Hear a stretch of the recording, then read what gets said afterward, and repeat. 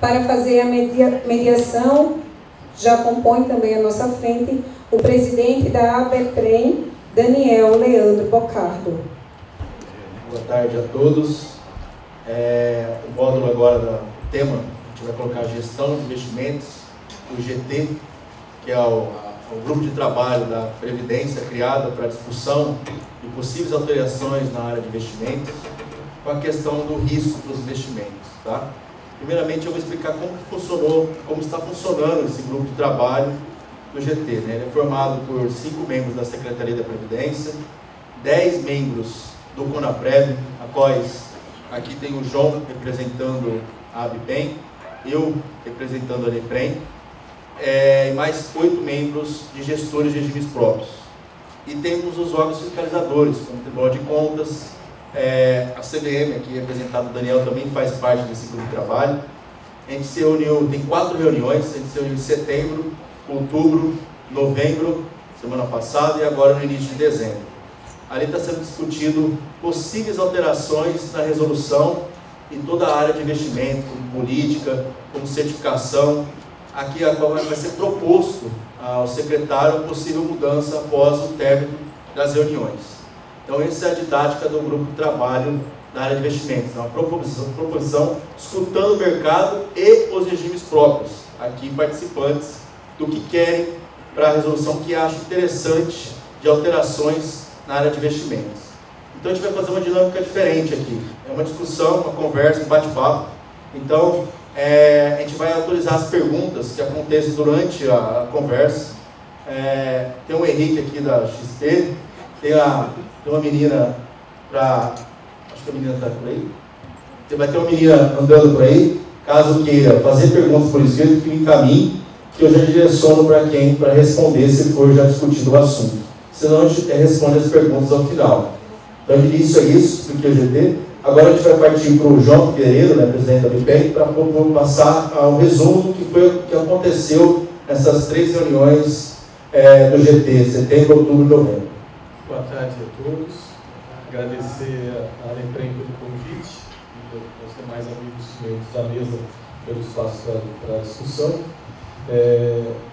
Nós estamos num momento interessante para discutir as novas estruturas de investimento, porque nossas coisas co-irmãs, né, que são os fundos de pensão, acabaram de ter uma alteração estruturalmente na sua resolução. Surgiu a 4661, que é uma resolução para os investimentos do fundo de pensão, e a gente está pegando carona, tá, em muitos temas que estão sendo tratados lá dentro. A grande discussão que nasceu agora é a seguinte: há uma necessidade de modernização do ponto de vista dos investimentos, há uma necessidade de simplificação na nossa resolução. Nossa resolução tem trazido excessivos controles que a gente, na verdade, acaba ficando presos, né? Nós ficamos presos em algumas estruturas, então artigo 7A, 7.2b, é uma confusão do ponto de vista de estratégia, tá? E a gente está tentando trazer o máximo possível para a estrutura da resolução 555 da CVM, que trata das estruturas de fundo de investimento. Esse grupo está designado e nós fizemos os dois primeiros meses, a gente foi ouvir o mercado, tá? Então várias pessoas do mercado estiveram presentes. O Lauter foi que esteve lá presente para apresentar um dos tipos de investimentos que poderiam ser objeto de discussão, que é o COI, né? Outras pessoas fizeram apresentações, a Associação das Consultorias esteve por 2 vezes, B3, né, que é a Bolsa de Valores, também esteve presente para fazer, a Ambima foi 2 vezes para fazer suas apresentações, corretoras para falar da forma de investimento em títulos e a prática de mercado também fizeram as suas apresentações, e nesse meio tempo a gente foi discutindo as estruturas da 3922, tá? E da 5.9, que é a regulamentação dela do ponto de vista de aplicabilidade. Então, a gente também levou em consideração um tema muito importante, que é a questão da segurança dos investimentos.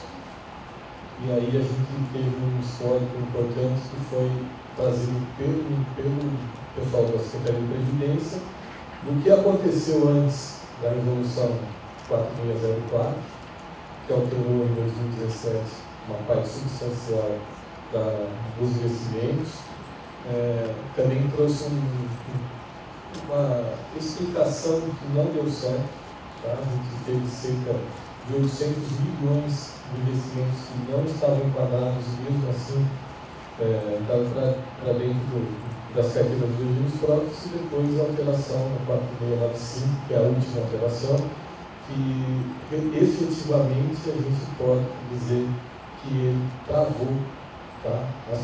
Foram travadas as fraudes que existiam nos investimentos do regime próprio. Então, esse é o primeiro ponto de discussão mais importante, que é uma questão de governança, dizer se vale ou não vale a pena, do ponto de vista dos regimes próprios, manter as cláusulas do administrador ou do gestor introduzidas no artigo 15 da resolução, especialmente as listadas na S1, S2 e S3 do Banco Central, que são instituições mais rígidas, mais fortes, que agora tem que garantir, do ponto de vista fiduciário, do ponto de vista do cumprimento das regras, os investimentos dos regimes próprios.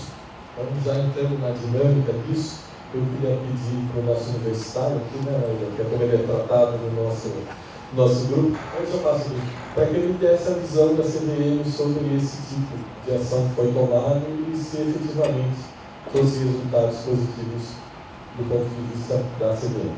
Obrigado, João. Boa tarde a todos.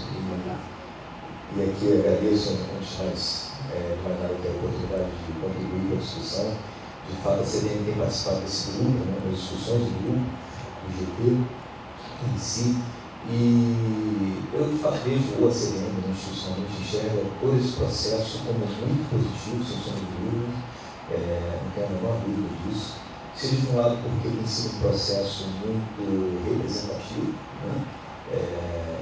envolvendo não só a CVM, como já colocaram aqui, mas também SPE, Banco Central, Tribunal de Contas, associações representativas de regimes de previdência, etc. Então, bem bacana ver essa representatividade ali ao redor da mesa das discussões, a legitimidade que isso confere, e essa legitimidade, até curioso, a gente está conversando sobre isso agora, porque bem recentemente mesmo, a gente chegou a levantar assim, os números de quantos regimes direta ou indiretamente seriam contribuídos e tal.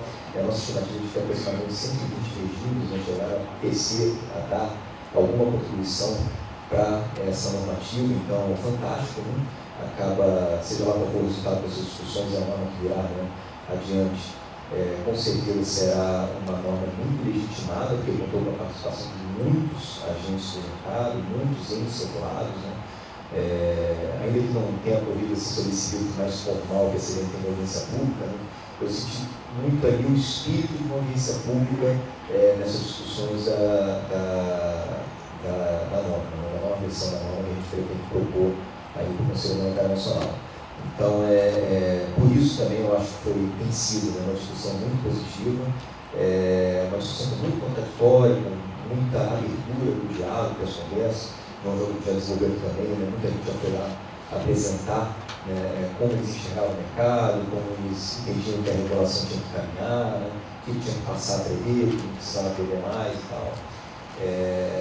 Então, acho que esse é o nosso grande objetivo na criação do GT, da discussão que a gente vai fazendo, que é meio que, enfim, olhar para o retrovisor, tudo isso que a gente fez ao longo desses anos todos, e com esse freio de arrumação, tentar reestruturar a norma de uma forma mais sistêmica.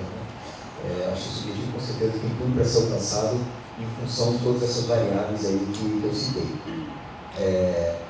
Eu, só comentando brevemente sobre esse último aspecto que eu acabei de relembrar, de fato, a regulamentação dos investimentos, ou das possibilidades de investimentos pelos regimes de previdência, ela vem mudou, né, com bastante frequência e até intensidade ao longo dos últimos anos. Né. Desde 2009, que foi quando a norma passou a prever, né, com mais ênfase, com mais foco, né, os fundos de investimento, que é uma opção preponderante, né, para os regimes de previdência, a CVM, ela, naturalmente, por regular e fiscalizar os fundos de investimento, né, passou a se envolver mais e mais com essa normalização, com as discussões, né, sobre essas versões novas que as normas foram assumindo.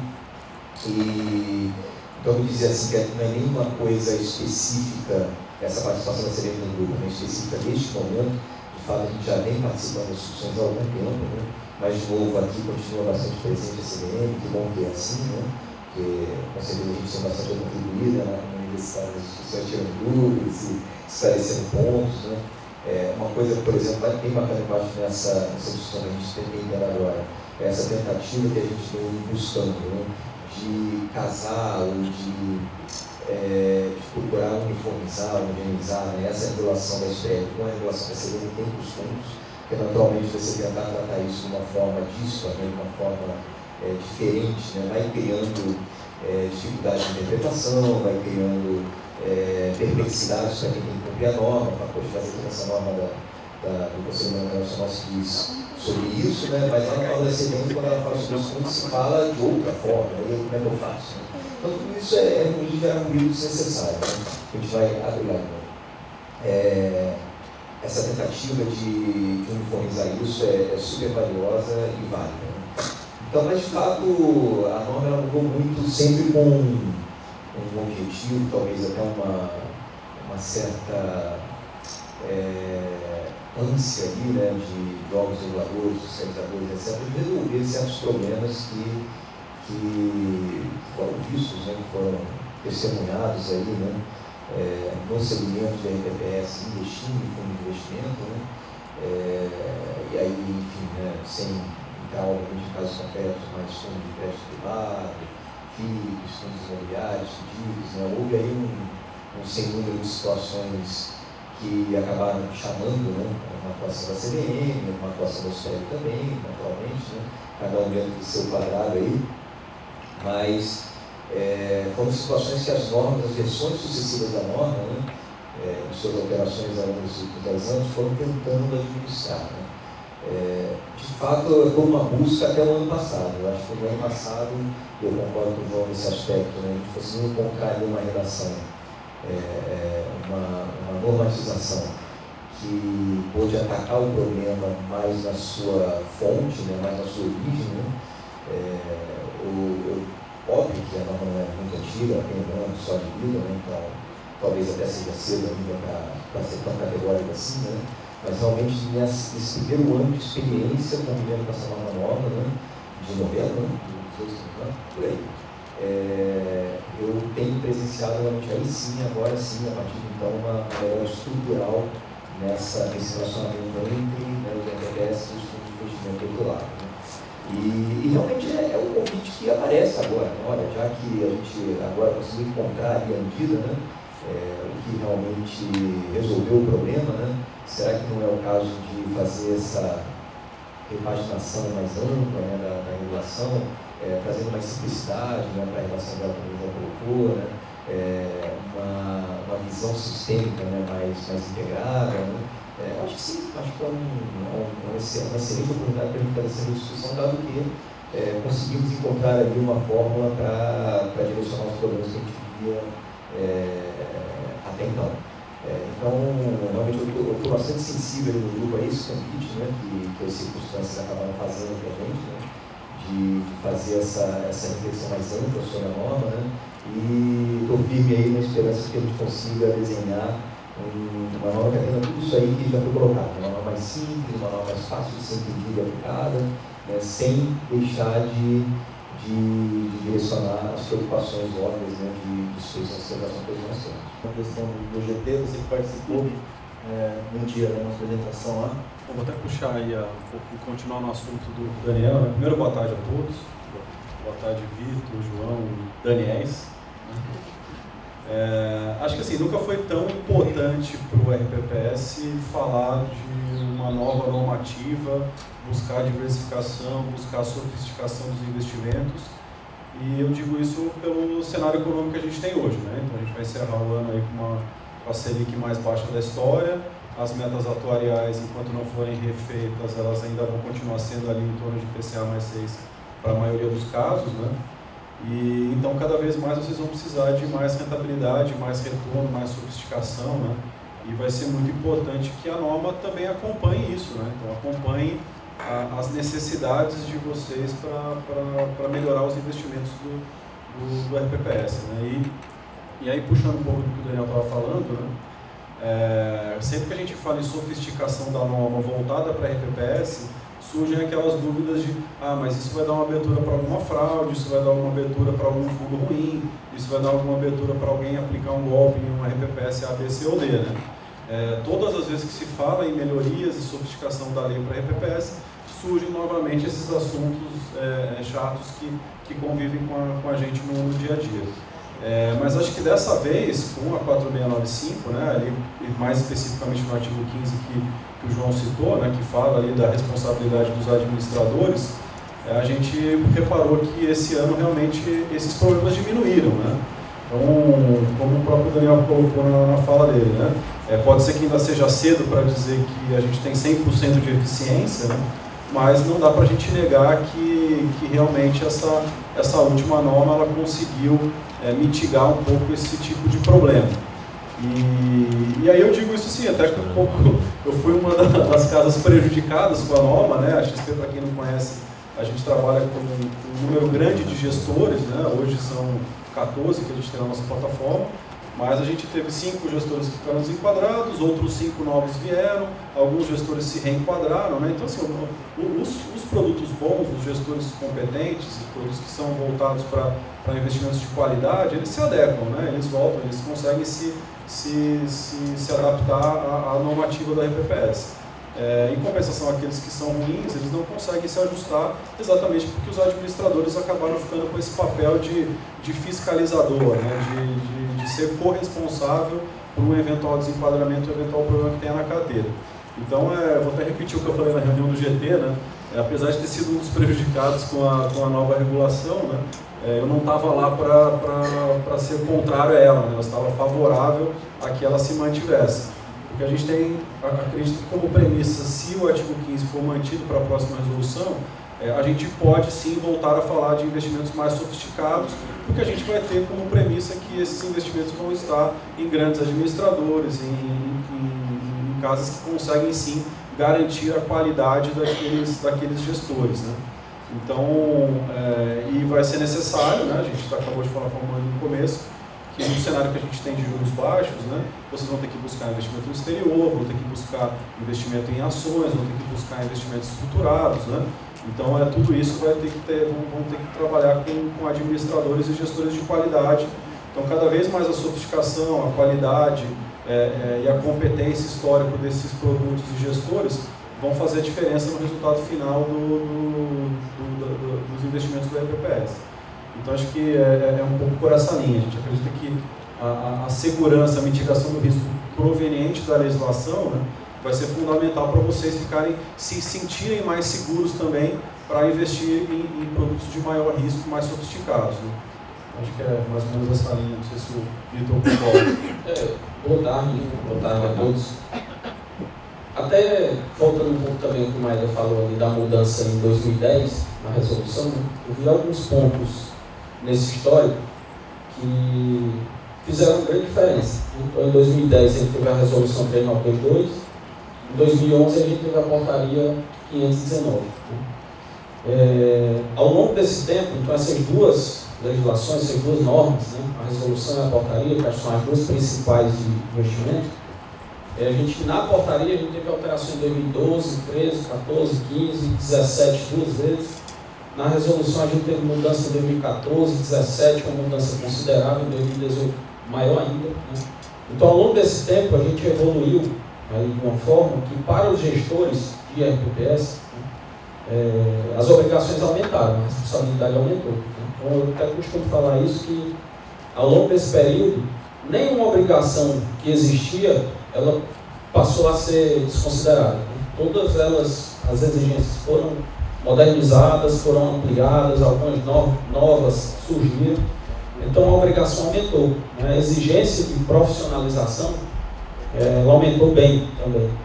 E aí a gente teve uma mudança, acho que importante, em 2015, quando teve a mudança lá do investidor qualificado, a gente subiu lá a regra até então de R$300 mil para 1 milhão, e aí o RPPS foi para 10 bilhões, a gente teve uma grande quantidade de RPPS que deixaram de ser qualificados.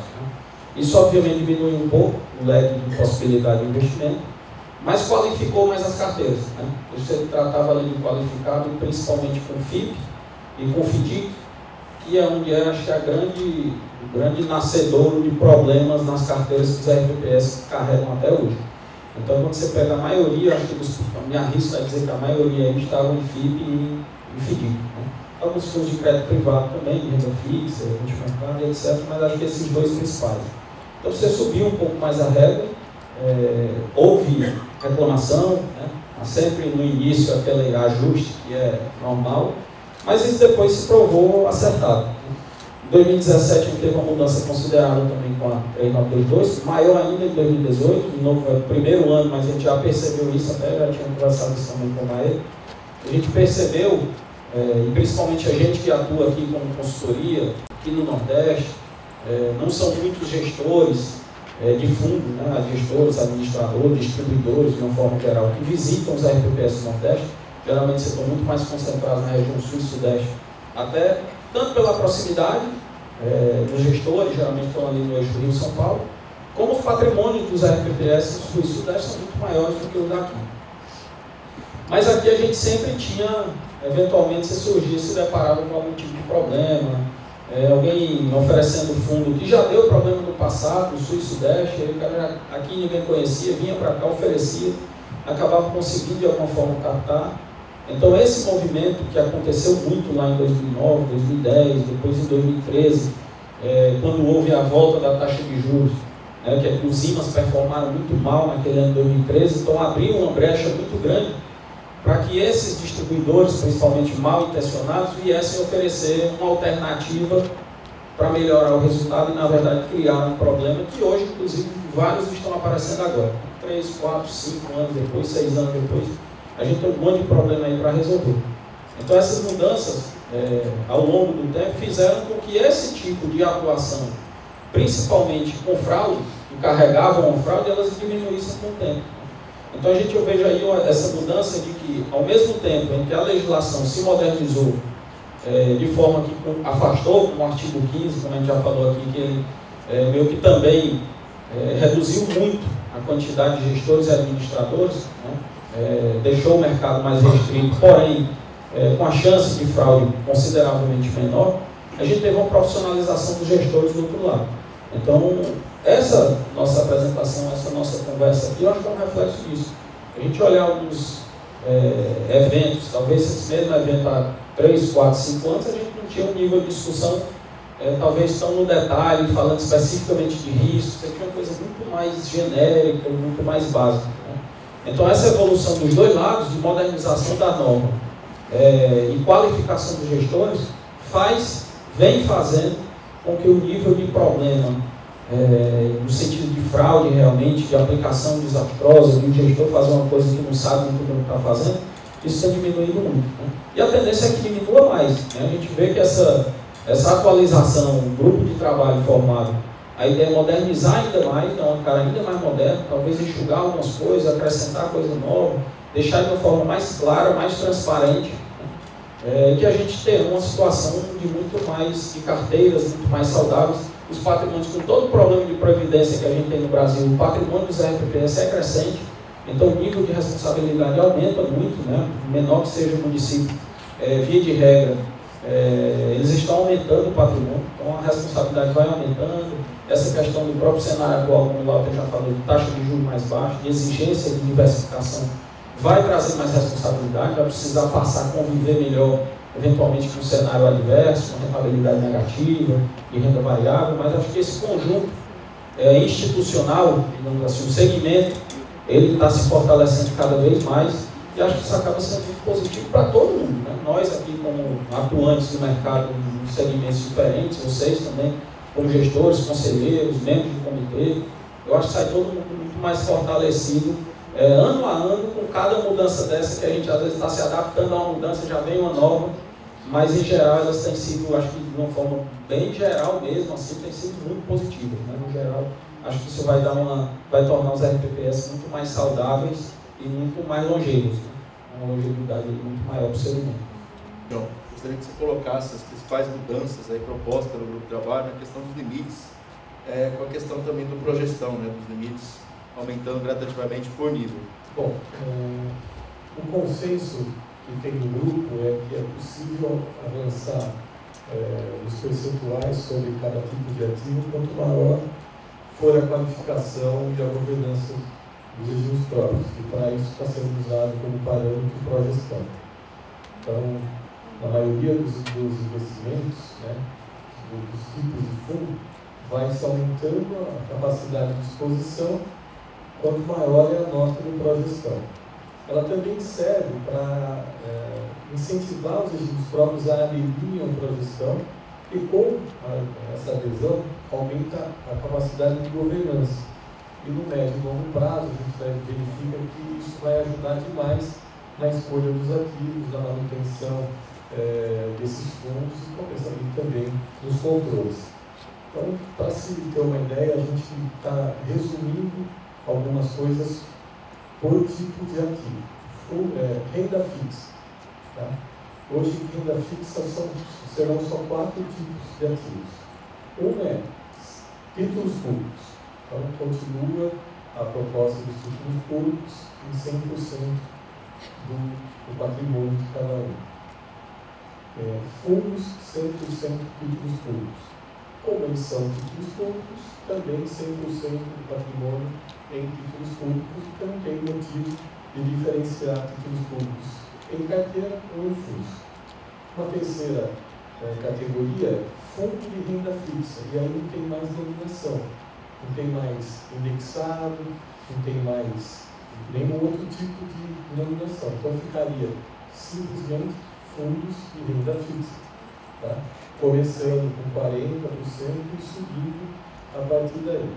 E a quarta modalidade seria fundos de crédito privado, esse sim mantendo a posição de hoje em 5% no máximo do patrimônio, sem elevação do ponto de vista da qualidade de progestão, porque é onde tem uma maior questão de risco e a maior dificuldade de governança para a seleção. Então a gente passaria a ter, então, aquela grande descrição de artigo 7 passaria só para essas 4 modalidades, e renda variável só tem um tipo, vai ser fundo de ações. Então não tem mais discussão que tipo de fundo de ação que é, tá? Se é atrelado, se é indexado, se é IBX, Ibovespa, se é mercado A, ou B ou C. Fundo de ações, o regime próprio, com a garantia de ter um administrador confiável, vai poder escolher qual tipo de fundo de ações que ele pode administrar. Então, os fundos líquidos ficou dessa forma, tá? Fundo de renda fixa, fundo de ações, e na renda fixa, títulos ou 100% ou fundo de 100% dos públicos e fundo de crédito privado. Tá? As ETFs entram junto com essas modalidades. Então, ETF de renda fixa é uma casinha que entra junto com os fundos, ETF de renda variável é uma casinha que entra na questão da renda variável, e aí guarda uma simetria muito grande com a 4661, que é a resolução dos fundos de pensão. Só o destaque que tem aí, que distou um pouquinho, é entrar nessa casinha, entre aspas, ao crédito privado, mas é mais porque há uma cultura previdenciária dos regimes próprios e tratar o crédito privado dentro dessa casinha de renda fixa. Depois a gente entra nos estruturais. Tá? O que o CDN entende, como você participou do grupo lá, uma equação, a resolução dos fundos de pensão.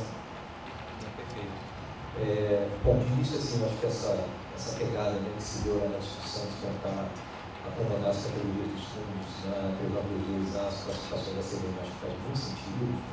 Como eu coloquei aqui no começo, acho que ficou mais sistêmico, né, olhar dessa forma, né? Até mesmo vamos dizer assim, para os agentes regulados pela CVM, né, aqui a XP no painel e naturalmente todos os demais, né, poder olhar para uma regulação de um investidor institucional, né, outro ali, né, que é o RPPS, né, reconhecendo ali, né, várias facetas da regulação a qual ele já está acostumado, né, lidar e tal, facilita, obviamente traz uma facilidade até ali para a estruturação de produtos, enfim, para a discussão dos limites lá do RPPS para quem está oferecendo aquele fundo, etc., muito mais fluida, muito mais facilitada, né? Então essa ideia é muito boa, né? De fato, você lembrou bem, Daniel, teve também uma certa inspiração ali nas discussões, né? Advinda, né, da resolução da reunião, né, que já foi colocada aqui no começo também, a resolução que enfim, estabelece lá os limites para investimentos dos fundos de pensão, das entidades fechadas de previdência, né? E também me parece assim, uma busca por uma integração sistêmica, né, da regulação.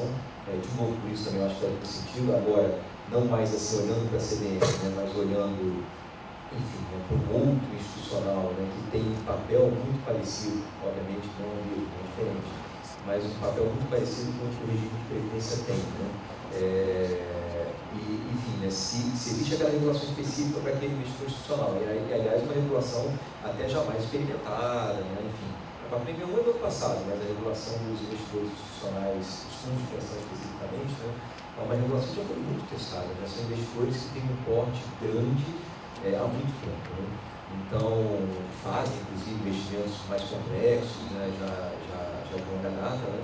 Então é muito bacana também, me parece, uma leitura que eu faço, né, poder trazer um pouco, poder tentar aproveitar um pouco para 3932, as experiências que essa regulação já teve com o tempo, né, assim, olha, né, o fato de tratar com investidores mais antigos, mais experimentados, de maior porte, que fazem investimentos mais complexos, etc. Né. Então você poder aproveitar isso para 3932 também é muito saudável, né. Óbvio, não foi possível, né, não dá para simplesmente copiar e colar, você não vai conseguir fazer isso com bola nenhuma, né. Mas tentar se inspirar nisso acho que é muito saudável para o processo também. Então eu tenho gostado dessa abordagem da discussão também, e aí até tinha esquecido de comentar, né?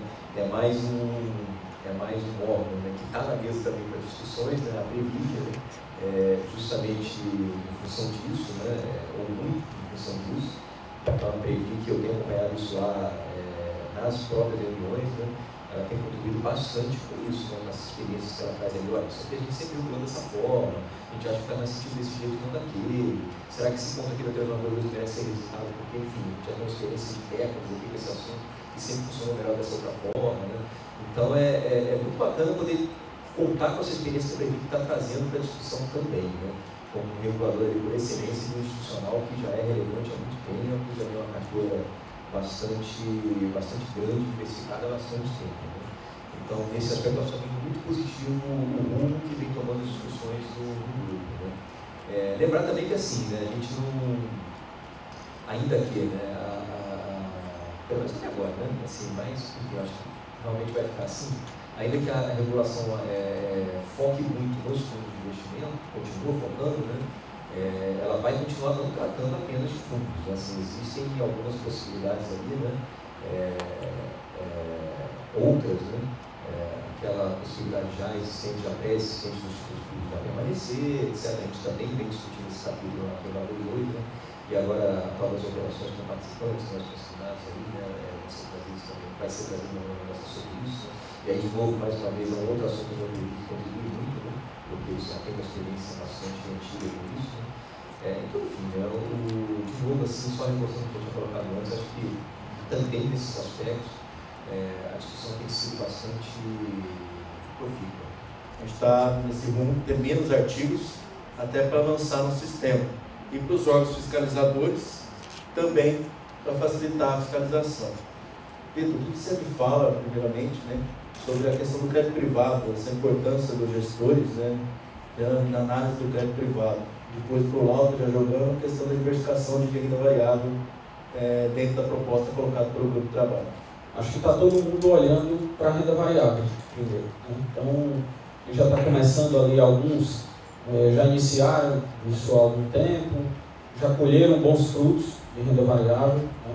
Outros estão iniciando agora, mais ainda é tempo, né? Na verdade, pelo cenário, até pela própria apresentação, não sei quem aqui estava na apresentação do Maílson da Nova, pela manhã, falando desse cenário positivo da economia, né? Então, esse cenário certamente deve beneficiar muito as empresas do Brasil. E aí, obviamente, a Bolsa vem junto. Então, o cenário de renda variável é sempre importante ter na carteira. A gente está falando de investidores também, regra geral, de longo prazo. Então, a gente tem tempo, tem prazo, a gente precisa ter renda variável na carteira. E o crédito privado, ele vem como mais uma alternativa. A gente vai ficar nesses fundos no ano que vem, pelo cenário também desenhado, projetado. Os fundos IMA, IRFM, fundos DI, os fundos mais tradicionais que os RPPS têm em carteira não vão chegar perto da meta, né? Então o crédito privado passa a ser importante. Eu até conversava à noite com o Lauter sobre isso, né? E se você tiver um fundo com boa qualidade de crédito, não vai ser um fundo que vai te ajudar a bater, não vai ser suficiente para bater a meta, na verdade. Mas é mais uma caixinha que você consegue preencher ali e vai te ajudar a chegar um pouquinho mais perto. A gente está falando de meta projetada aí para o ano que vem, algo em torno de 10%, né, com a inflação que tem atual, 9,70, 9,80, alguma coisa, nesse sentido. Com a taxa de juros entre 4,5% e 4% aí, é o que a gente também o cenário está indicando. Então, se você ficar muito passivo, certamente a meta vai ficar muito distante. E aí o crédito privado passa a ser importante, mas aí, mais uma vez, volta a questão da responsabilidade dos gestores, né? Também ontem, nessa conversa, falava isso com o Lauter, da preocupação que a gente tem do gestor, da capacidade que vocês, como gestores de RPPS, como membros de comitê e conselho, de avaliar o ativo de crédito privado que está dentro desse fundo, né? Então isso é fundamental, isso é importante. A legislação já trata disso, né? A gente precisa olhar o ativo final que tem lá dentro do fundo. É importante ter a consciência e a qualificação necessária para analisar esse tipo de fundo. Nesse tipo de fundo de crédito privado, eu citei aqui antes a questão de FDIC e FIP, mas nos fundos de crédito privado a gente tem muito problema, muito mesmo, né? Então é um ponto que a gente precisa estar muito atento, né? Não deve tirar do radar, porque eu já ouvi falar que teve problema com o crédito privado. Isso não é o caso, né? Não é por isso que você vai simplesmente banir essa possibilidade da sua carteira, mas você precisa olhar com cuidado.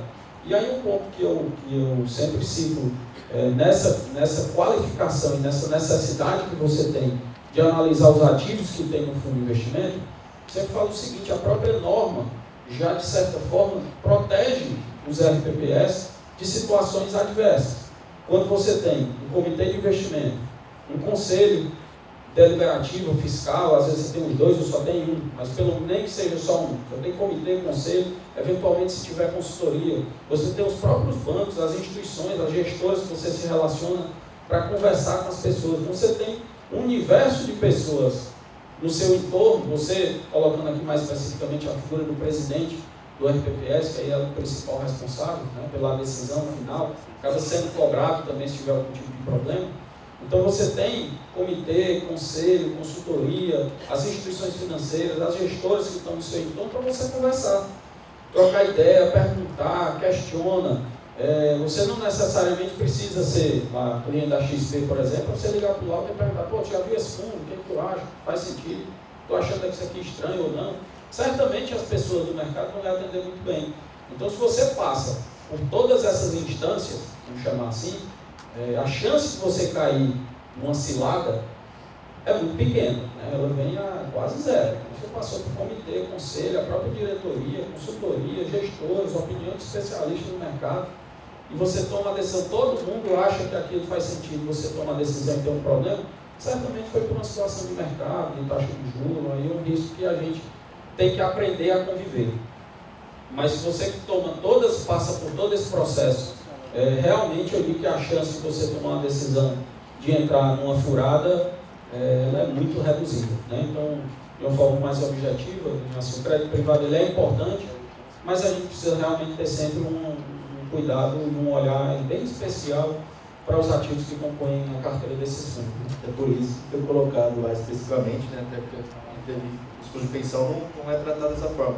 essa preocupação na análise do produto. O grupo de trabalho se importou muito sobre esse assunto. Eu vou complementar aqui, porque esse assunto é importantíssimo ali na visão da CVM também, e naturalmente a gente enfrentou ali um certo número de situações de supervisão para envolver no fundo de crédito privado. Né?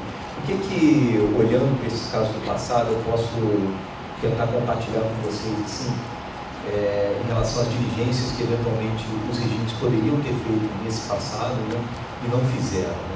Acho que tem algumas características dos fundos de crédito privado que são especialmente importantes. Elas são importantes para qualquer fundo, mas no fundo de crédito privado elas ganham uma relevância, né, uma projeção assim, mais diferenciada ainda. A primeira é a questão histórica. Né? Não raro a gente via ali fundos de crédito privado que eram estruturados para a colocação inicial com aquele pequeno conjunto de RTPS que compravam. Se isso, regra geral, né, já é alguma coisa assim, que pode suscitar, né, até, poxa, como é que ele decide investir num fundo que não tem histórico nenhum, né, que não entregou performance ainda, enfim, né, ele vai lá e vai ser o capital semente, como a gente costuma chamar, né, para aquele fundo, né? Será que esse é o papel realmente do investidor institucional que está cuidando de recursos de terceiros? Será que ele deveria ter ali, né, já um histórico comprovado, um desempenho de comportamento do gestor, etc. Né?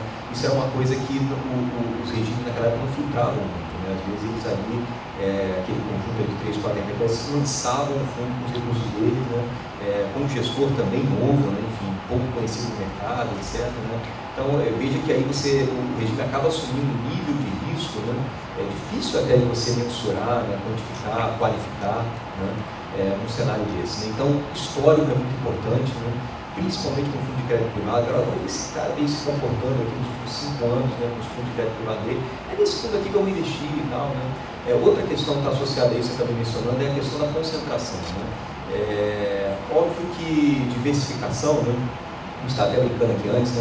É uma regrinha meio que de ouro para investimentos, mas para fundos de crédito privado, mais ainda. Né?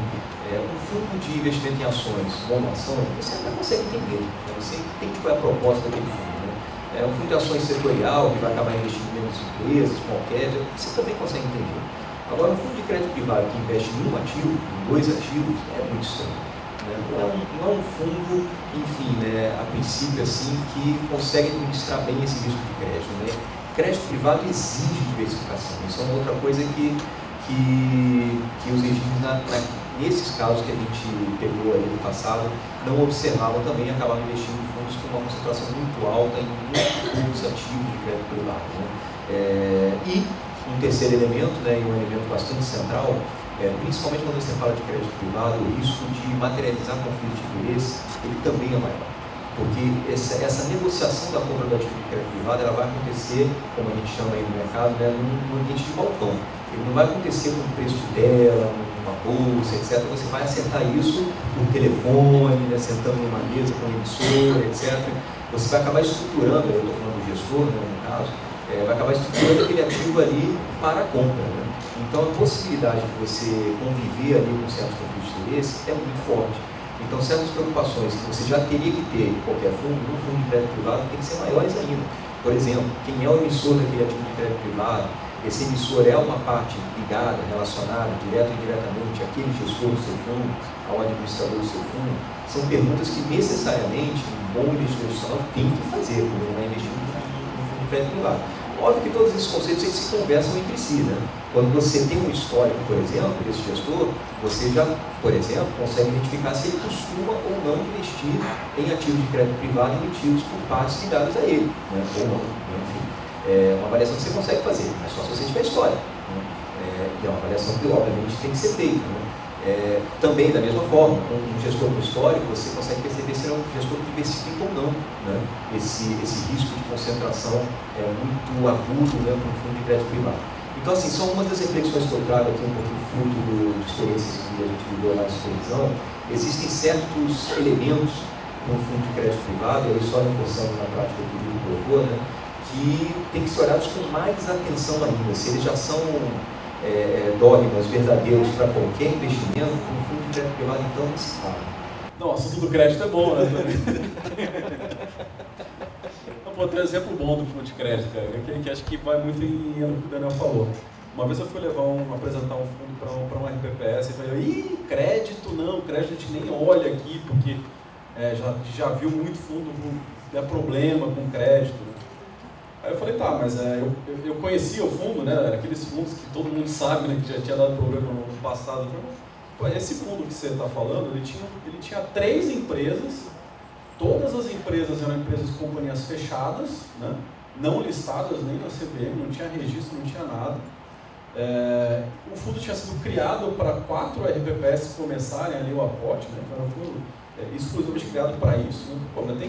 O fundo que eu estava apresentando para ele tinha 30% da carteira em crédito, né, os outros 70% eram títulos públicos, e dentro desse 30% em crédito tinham 37 companhias, todas elas abertas, listadas, assim. Então, assim, eu falei, tem um abismo de diferença entre esse tipo de fundo de crédito para esse tipo de fundo de crédito.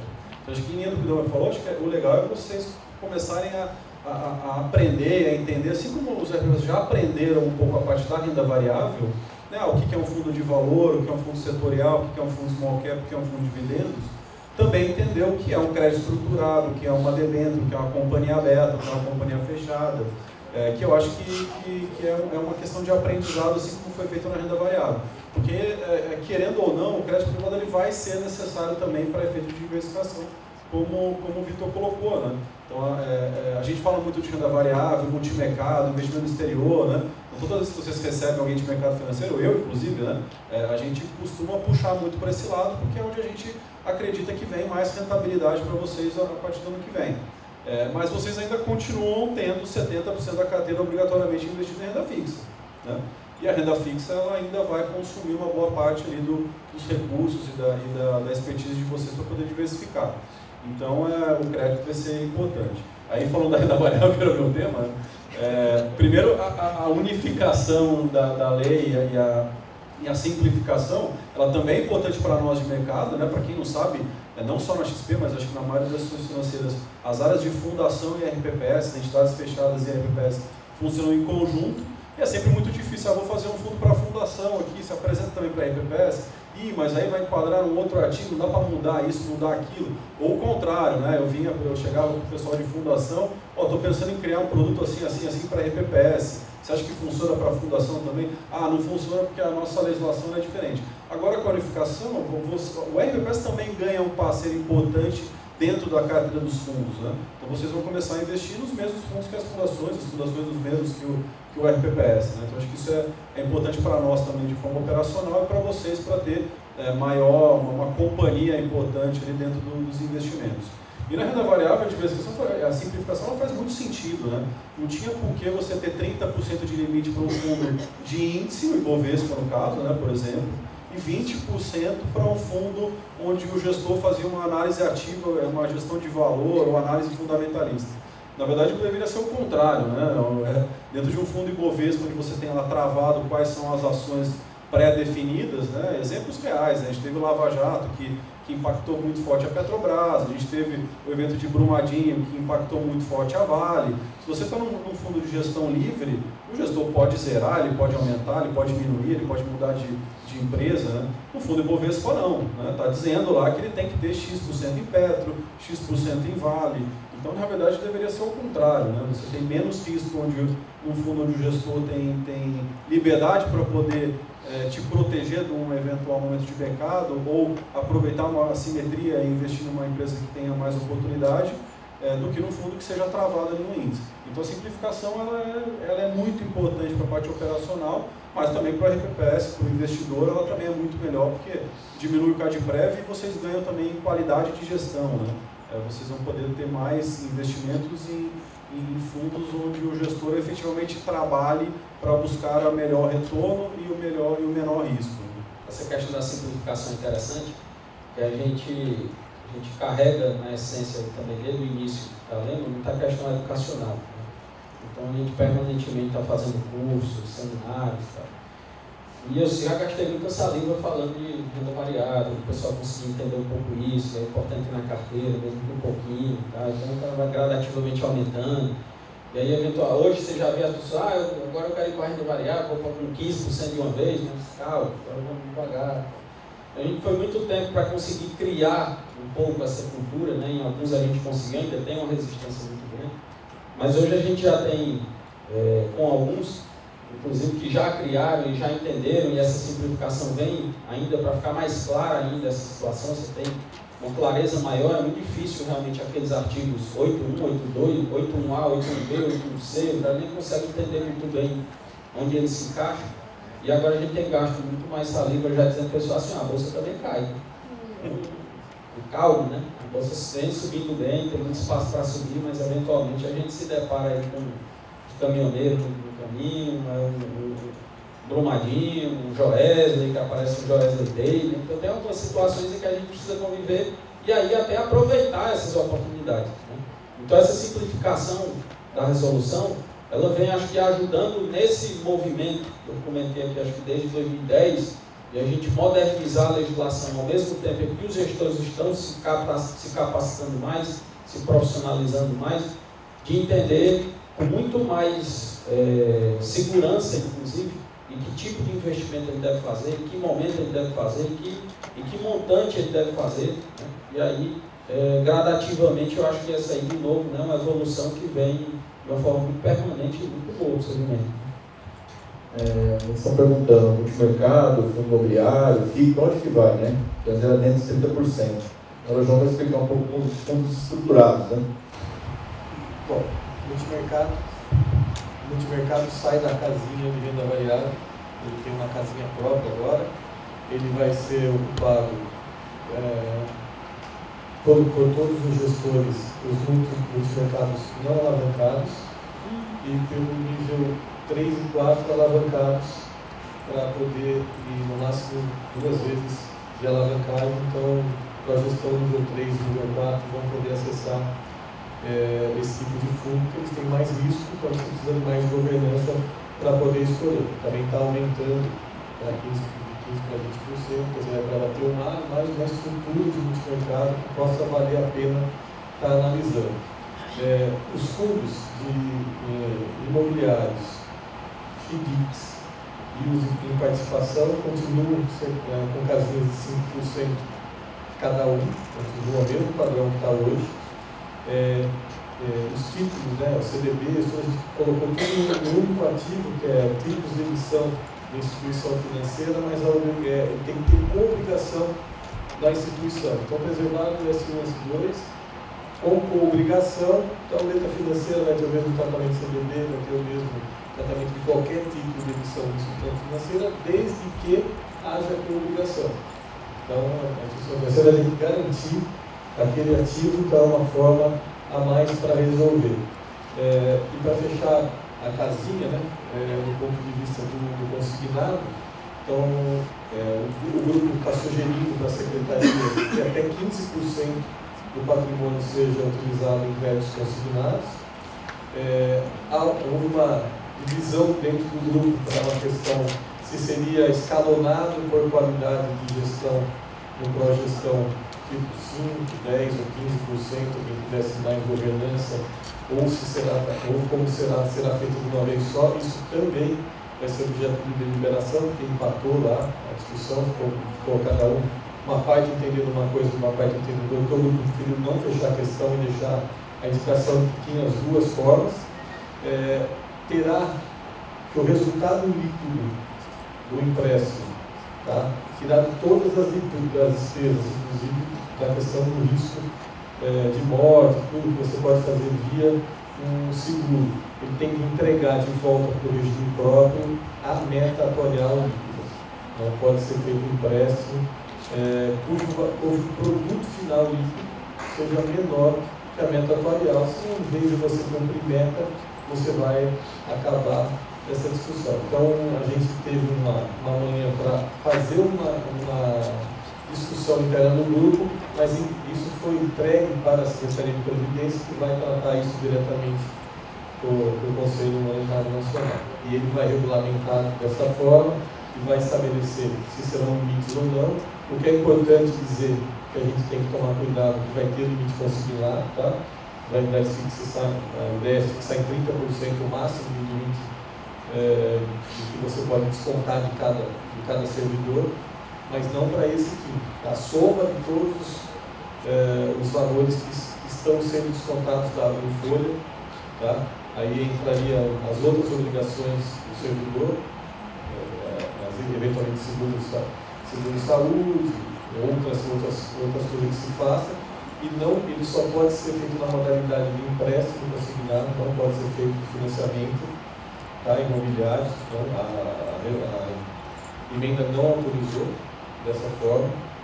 Tá? Então, desse jeito a gente fechou o pacote de investimento. O que é bom deixar muito claro é o seguinte: o grupo, na verdade, apresentará uma proposta para a estrutura de governo, tá, liderada pela estrutura do Conselho Monetário Nacional, que vai passar pelas outras estruturas de governo. Tá? A CVM vai participar de uma segunda discussão. Você tem que falar com a Secretaria do Tesouro Nacional, você tem que falar com o Banco Central, quer dizer, várias instâncias acima do grupo ainda vai deliberar. Tá? Então, o que nós falamos aqui é o encaminhamento que o grupo de trabalho está terminando. A reunião termina no começo de dezembro, dia 3 e dia 4. Não significa que isso vai ser objeto de aprovação, né? Então, fica bem claro que o grupo só está fazendo uma sugestão. E as sugestões que nós fizemos, elas de regra são estruturas de consenso entre o grupo. Dificilmente a gente não teve unanimidade. Em um outro caso, assim, há alguma divergência sobre alguém que quer um pouco mais de liberdade ou não. Fixou-se também uma estrutura bem interessante, é que a gente mantém os mesmos padrões de garantia que existem hoje na introdução. A questão de emissão de companhias abertas, a questão, ela não está se abrindo mão de nenhuma proteção, né, porque aumentou o percentual que vai abrir a proteção. Então continua assim, dessa mesma forma. E o que a gente entende é que isso é uma posição que pode trazer um momento futuro de mais liberdade, tá? Mas sem abrir um centímetro sequer da garantia de que os nossos recursos continuarão nos nossos bolsos. O esforço tem sido grande, de fato, mas assim, um esforço super valioso, super vitório, né? Quantas vezes, né, a CVM foi chamada para essa discussão, tantas vezes a CVM participará da discussão, sem sombra de dúvidas. Nem preciso dizer aqui, né, até porque eu já disse, mas esses casos todos de problemas, né, envolvendo regimes próprios presidentes investindo em fundos de investimento, rebatem lá na CVM, né, porque a nós cabe a regulação e fiscalização desses agentes, desses participantes de mercado que oferecem, estruturam e oferecem esses fundos de investimento para os regimes, né? Então qualquer coisa que, e ainda que não fosse assim, né? qualquer coisa que alce, né? que eleve, né? o grau estrutural de conformidade, né? da indústria, né? E de outro lado consiga, né? Expor de uma maneira clara, transparente, direta, objetiva, né? O que se quer dizer, né? Você está vendo, sem sombra de dúvidas, né? Esse é o grande objetivo que a gente busca também, sempre vem buscando nessa discussão desse grupo, né? Montagem a múltiplas interpretações, né, do que existe na norma, né? Preservar as preocupações que a gente não, lógico, né? E juntos aí buscar como chegou a ser explorado aqui pelo PWC também, né? Explorar um mercado, né, que, enfim, né, garantido aí que funciona de forma saudável, de forma segura, de forma transparente, né? Possa abrir as portas, né, para novos produtos, para inovação, para o desenvolvimento, né, desse mercado e, consequentemente, aí, na perspectiva dos regimes, né, a busca de uma performance melhor, né, que possa ir ao encontro das metas que eles têm lá do lado deles. Né. Então, vejo de forma, de novo, muito positiva toda essa discussão que está acontecendo e, com certeza, assim, a CVM não se mudará a participar de outros que vêm no futuro. Aliás, né, também, né, eu acho que a presença da CVM até aqui no evento, né, participando desse painel, depois mais tarde ainda tem outro ali, é uma evidência também de que, enfim, a gente não está tão distante assim quanto pode parecer, né, a princípio dos regimes, ainda que, óbvio, nós não sejamos os reguladores naturais, né, nesse segmento, né, isso vai lá caber a SPREV, né, agora com um mandato legal até diferenciado, né, a 13846 também deu uma elevada nessa os poderes, né, que eles pretendem, supervisão e fiscalização, né?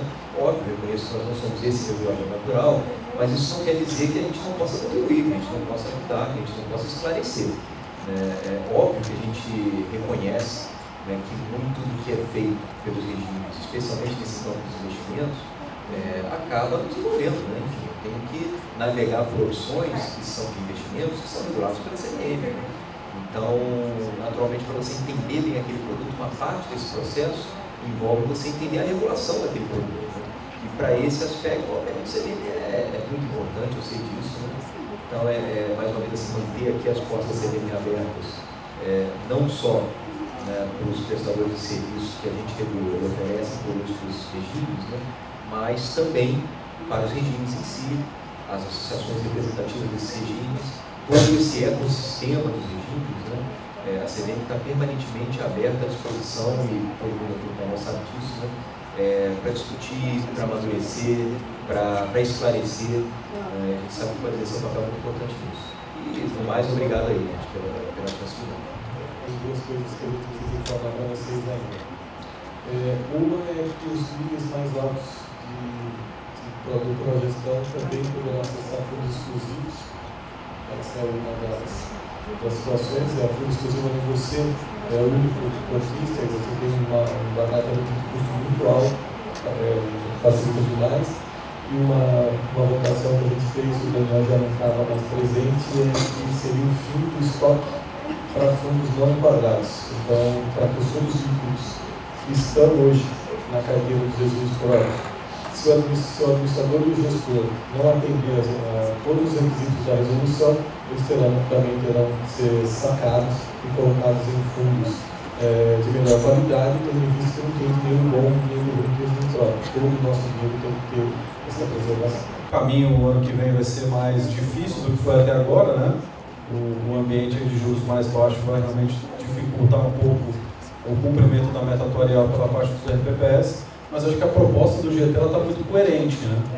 Então, a legislação exige mais governança dos prestadores de serviço, né? Os fundos precisam ter mais qualidade e exige mais governança também dos próprios RPPS, né? Então, quanto melhor for o nível do progestão, quanto mais governança tiver embutida dentro da estrutura do RPPS, mais limites, mais possibilidades de investimento vocês vão ter.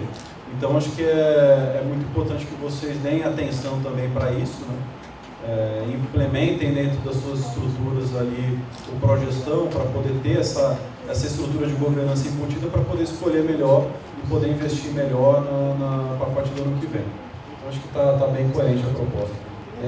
Acho que um agente importante, que nós acabamos não citando aqui, mas que faz parte de todo esse processo, né, desses últimos anos também, são os tribunais de contas. Então, assim, o Tribunal de Contas, os tribunais, a gente tem percebido, principalmente aqui na região Nordeste, onde a gente está com uma atuação maior, eles têm participado mais. Então a gente tem percebido os tribunais de contas mais participativos, menos punitivos, mais no papel de orientar também, né? Ontem eu conversava inclusive com o Leonel, que está participando do painel aqui. O Leonel até recentemente era gestor de um RPPS aqui em Alagoas, e aí agora está na parte de fiscalização lá no Tribunal de Contas, né? Então eu conversava com ele justamente sobre isso. Você percebe, eu já tive do outro lado, eu sei como é que é a dificuldade.